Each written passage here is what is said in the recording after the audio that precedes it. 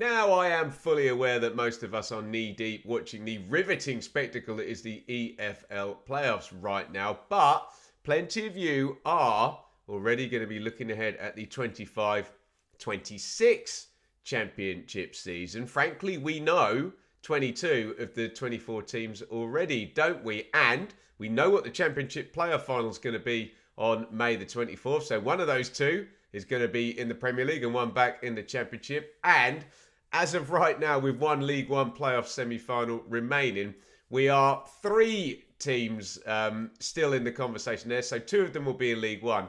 One will be in the Championship. Let's have a look at the kind of lay of the land and what we're expecting from all of these clubs. We'll start with the parachute teams, who, on the one hand, will have the most money, the biggest advantage in that respect, the best players probably, but on the other hand, do tend to be the most kind of unstable clubs in respects of squad churn and star players leaving. Well, actually, in terms of star players leaving, it does tend to affect the playoff losers more. But we do normally see a lot of people going out of the three relegated clubs. But again, we can counter that by saying they're normally right up at the top of the league. Bit of an aberration from Luton this season, but plenty of mitigating factors we've discussed there. So Ipswich, will they still have Kieran McKenna? Probably not going to have Liam Delap and maybe one other of, I don't know, like Dara O'Shea or Leif Davis. So that'll be interesting. They look pretty stable. Leicester, is there going to be a points deduction? Would the points deduction matter? Will Ruud van Nistelrooy be there? Is Jamie Vardy finishing the end of an era and something new starting? They should be pretty damn powerful despite all of those questions. Southampton's a bit more of an interesting one because I suppose with Leicester as well, there were big cash-ins the last time they went down. Remember, we've got a proper yo-yo here from Leicester and Southampton where they've gone down, up, down, and the Maddison and Barnes and Livramento and Ward-Prowse type sales, there's not going to quite be that figure. Maybe there will, because they've asked for stupid money for Tyler Diblin, Southampton, and even if they get half of what they asked for, that will still be a gigantic amount of money coming in. The big issue with Southampton is we really don't know who the manager is going to be, and maybe this parlays into the conversation we're going to have about Sheffield Wednesday, because there's been massive links with Danny Roll there. The silly thing, I guess, with Southampton is that whatever you say about Russ Martin mid-season, if you were coming down with Russ Martin and his experience with Swansea and having taken Southampton up once before, you'd say, okay, there's a manager who knows the way to promotion. But it is a different time and place now, and we'll see who's in with Southampton. So, normal, cliche responses about relegated teams. Unless there's complete chaos, the players, the parachute payments, and that power should see those teams right up at the top of the table. We've got a question mark there, because one of those two teams is going to be Sheffield United or Sunderland not getting promoted to the Premier League. So we'll hold fire on those. We can talk more about Coventry and Bristol City. And I don't know. Historically, it was actually not a good thing to lose in the playoffs, but we did see teams that were able to build, get into the playoffs, maybe lose one player, but then keep building and keep building. And when you think of the likes of Brighton and Brentford, who, you know, get massive praise in the Premier League, even Bournemouth, I guess they had one playoff defeat, didn't they, as well?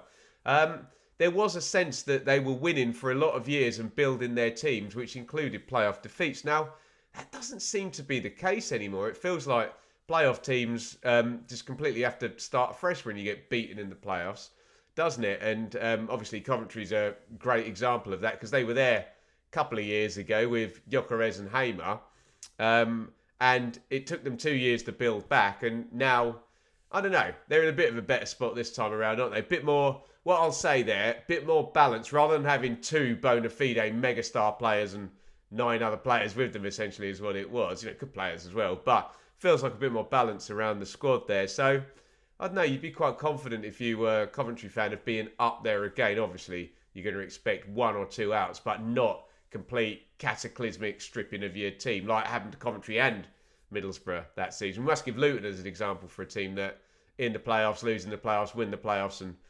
move forward. Bristol City's a bit different, isn't it? Because they snuck in such a way where I don't know if even Bristol City fans would say, oh, we built a really strong top 6 team and got in the playoffs.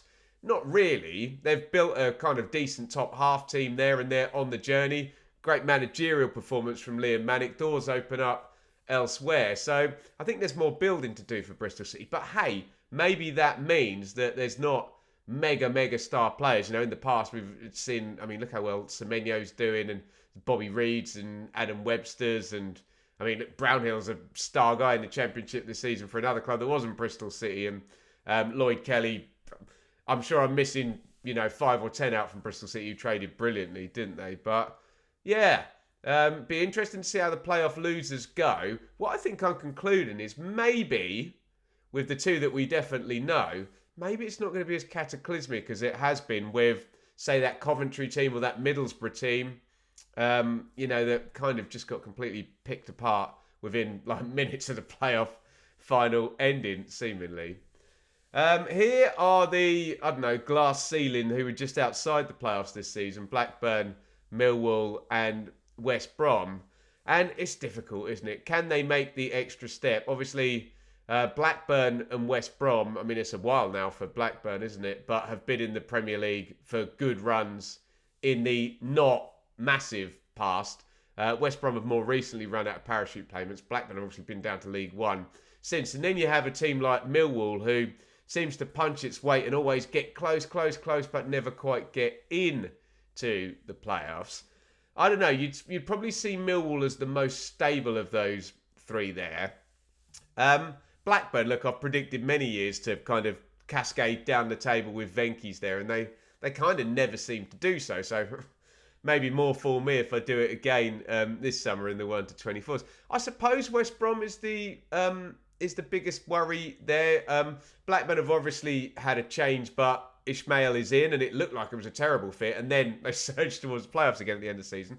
Alex Neil, as ever, Millwall, super stable, and probably should give Millwall more credit. Not only are they the most stable club of the 3, they're one of the most stable always in the division in terms of spending and lack of chaos.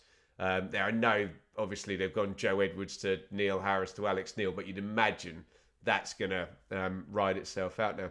West Brom is obviously interesting in terms of, where are they going manager-wise, because Corberan, they loved, didn't they? And they knew exactly what they were getting out of him. And the Mowbray thing then didn't work, and it's right, where are we going next season? And it's often a death by 1,000 cuts once the parachute payments run out. And yes, they're a powerful entity at Championship level, but yeah, almost of those 3, you'd be most optimistic if you're a Millwall fan. I don't know. Talk to me, Blackburn fans and West Brom fans. There are the remaining teams there, 10th, 11th and 12th. Middlesbrough will be fascinating because there's a bit of a sense of underachievement there. Do you know what? Actually, all 3 of these will be fascinating now I come to think of it. I assume if Steve Gibson was going to take Michael Carrick out of his position there, that would have probably been done. We've seen Norwich and Watford and West Brom, and we're going to talk about Hull in a little bit, kind of make their changes nice and early and away you go. So you're almost at the point where if you get past the playoff final in terms of your date lines and Championship football then shuts down and you're in your job, I don't know, maybe you're in there for the next season. I'm not advocating Michael Carrick going, but there just does seem to be a bit of a sense that, 10th, and you see what Manning did at Bristol City and that Blackburn and Millwall finished above them, and it's like, well, I don't know, should it have been a few places higher? So yeah, I think Middlesbrough will try and keep stable. Good squad there. Can they pick back up? Swansea's interesting because Alan Sheehan, and people say never give the caretaker boss the job permanently. It never kind of works out well. If they'd been the guy, they would have been the guy already. And they win some games and they get the job full time, and then it doesn't work out. Someone in the comments, give me a really good example. I'm sure there's examples where the caretaker gets the job and they do well. So good luck to Alan Sheehan there. But as a general broad rule, you don't know. But I guess they flitted a little bit style wise. Luke Williams was extremely one way, maybe it's going to be a better fit for where they are. But again, another team that's come down, or club rather, 2018 was it that came down? So it's a good 7 years ago, and the parachute payments are gone.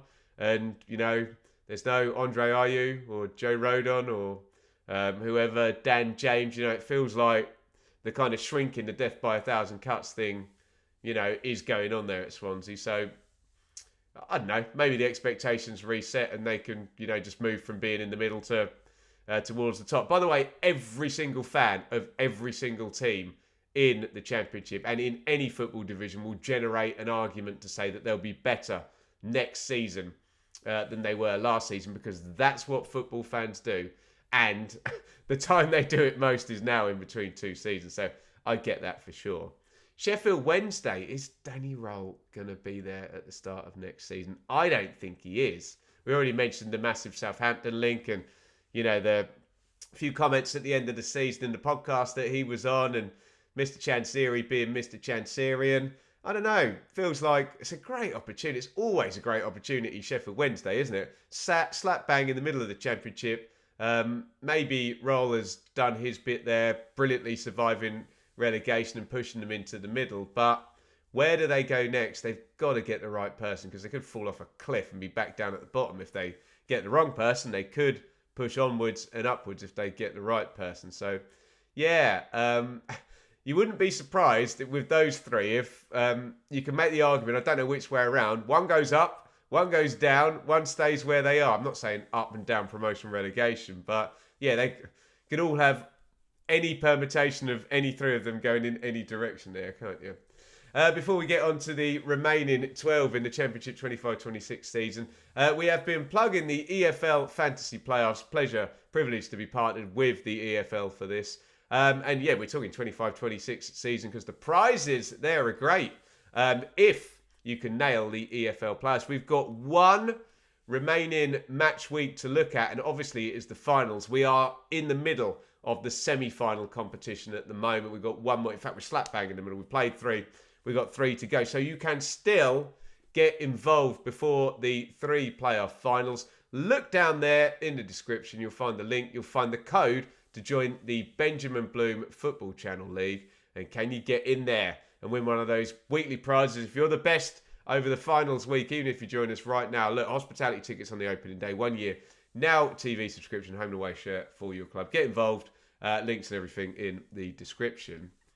I mean, look at that bunch there. Norwich, Watford and QPR. Lots of people think of those, even from slightly different age groups, as Premier League teams. And they've all been up there and down and, this, that and to other recently. 13th, 14th, 15th.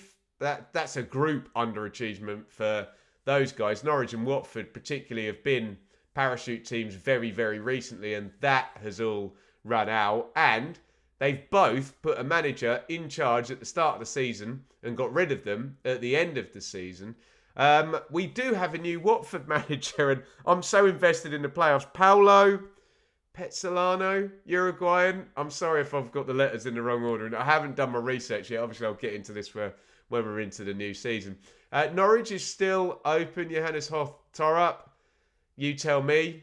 Harshly done to, or the right decision? I don't know. We'll never know, because we don't know what he would have done next season, and someone could also come in and do a hell of a lot better. Two good jobs there, you'd argue, although some people would say, really, is Watford a good job? You want to work for the Potsos? I don't know. It's a good club, and there's still the remnants of a decent playing squad. Always a couple of good youngsters come through in terms of Watford as well, and London proximity and pulling players out of that talent pool. Norwich, I still think, is a very good job. Very well run fan base on its own up there in Norfolk. Tend to do very, very well in the Championship when they're there. And far more so than Watford's case. I think they've ridden out the... You come down from the Premier League with a massive load, more of a talent pool than you do all the other Championship clubs, and you've got to just keep it as high as you can. It's going to get lower. It has to get lower because your best players go. Of course they do. Norwich tend to do that pretty well over the span of their parachute payments, and, they'll now go into this summer having invested in the likes of some kind of exotic foreign faces like Cernak for good money, young players as well. And they start this transfer window with Sargent, Sainz, Nunez. Massive assets that could still be banked upon. So Norwich, when you talk about the death by 1,000 cuts when you get relegated, they're keeping themselves higher than a lot of other teams who have sort of run out of parachute payments and, it's the end of the world. So we don't know. I don't know about Mr. Phatthananan, if I'm pronouncing his name right. We don't even know who the Norwich manager is going to be. Obviously, there's Russ Martin with a previous promotion, former Norwich captain Steve Cooper's available, and surely people are going to be talking to him.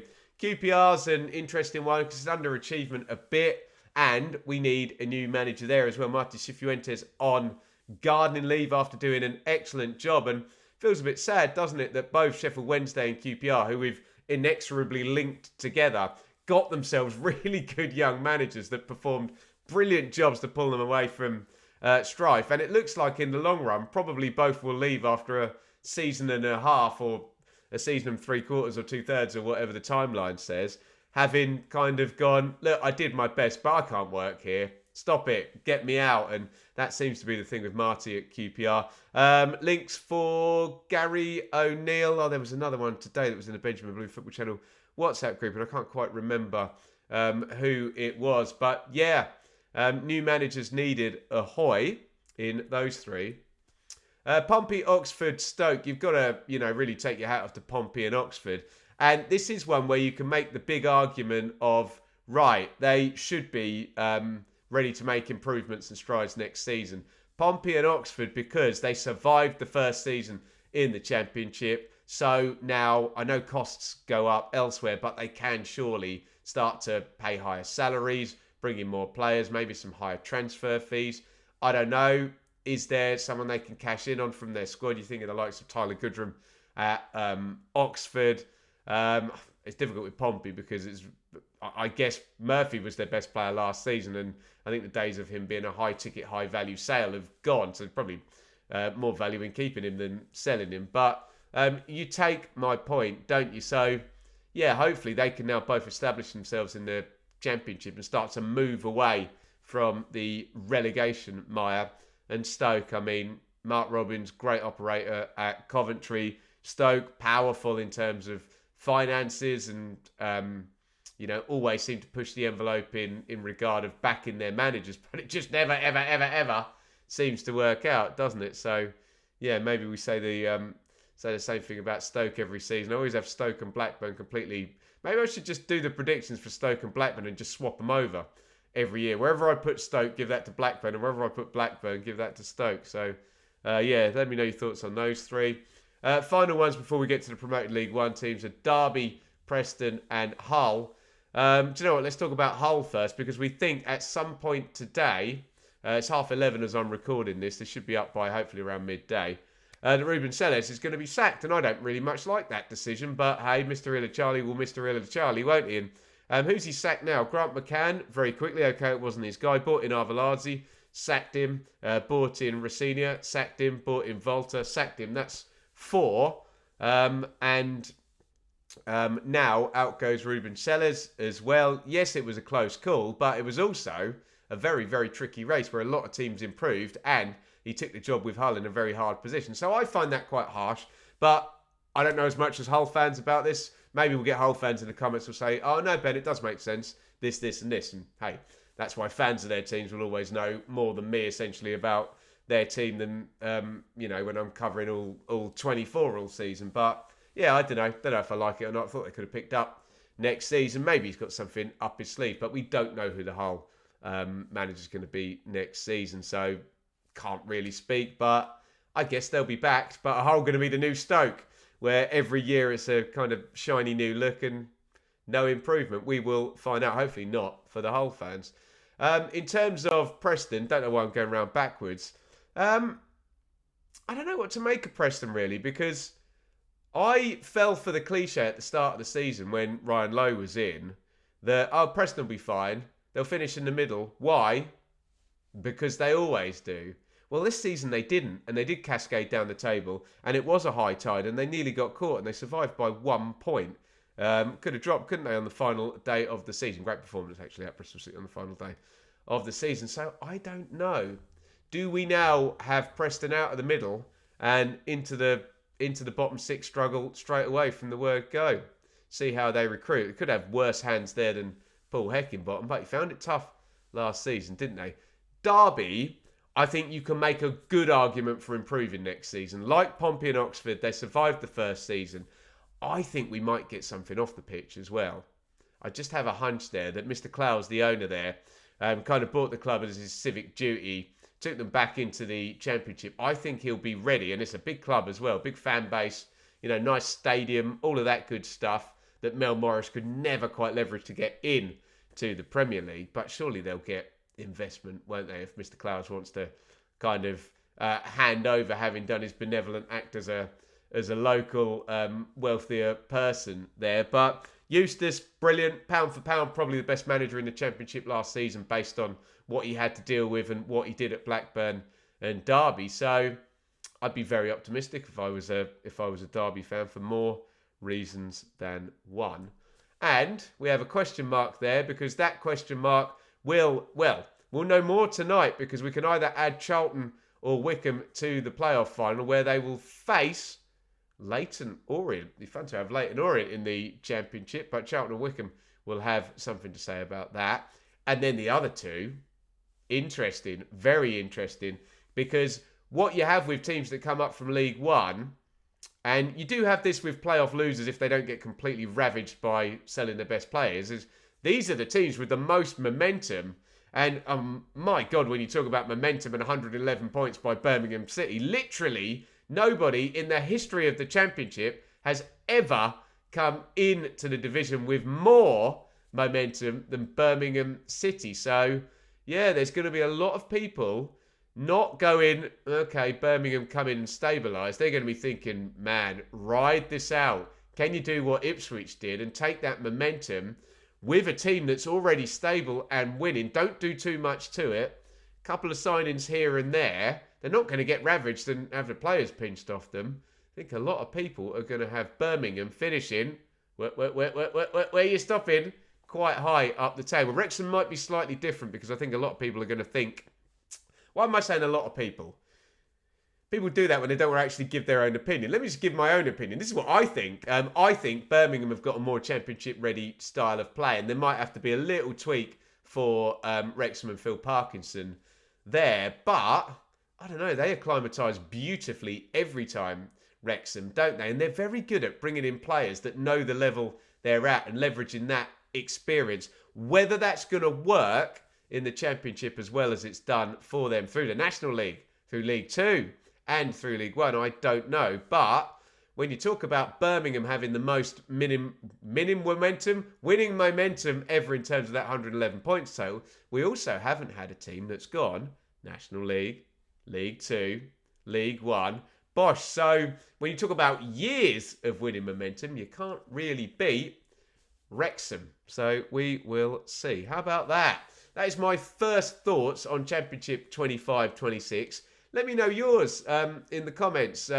We're very, very early. I mean, the regular season's finished, but the playoff season hasn't even, the playoff tournament football hasn't even been completed. So it's very early to talk about it. We always get, look, guys, we get people in round 38 of a season going, it's too early to say. It's too early. So obviously we'll get, it's too early. It's never too early to have a conversation about what we think might be happening. I find it utterly fascinating, especially with those open managerial positions. And hopefully this is a great time capsule to look back on and say, right, in this period before the window opens, this looked like the lay of the land in the Championship. Let me know what your thoughts are on all of that. Get down there in the comments and get up there and check out my reaction to the playoff semi-final second legs, which saw drama at Sunderland. They reached the final where they face record-breaking Sheffield United, who